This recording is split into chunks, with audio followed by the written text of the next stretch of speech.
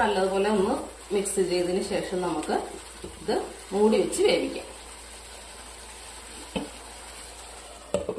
നമ്മൾ ചെമ്മീൻ വെച്ചിട്ട് ഒരു 10 മിനിറ്റ് ആയിട്ടുണ്ട്. നമുക്ക് തുറന്ന് നോക്കാവേ.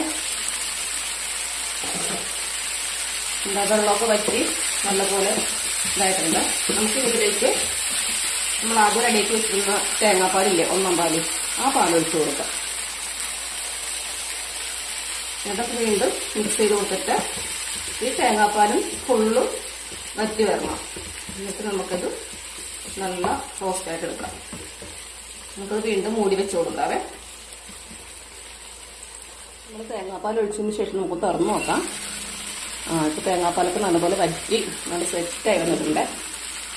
ഇപ്പൊ ഇളക്കി കൊടുക്കാം. കണ്ടോ, എണ്ണയൊക്കെ തെളിഞ്ഞ് വരുന്നുണ്ടോ?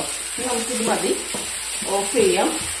ഇപ്പോ കുരുമുളക് പൊടി വേണമെങ്കിൽ ലാസ്റ്റ് കുറച്ച് ആഡ് ചെയ്യാവുന്നതാണ്.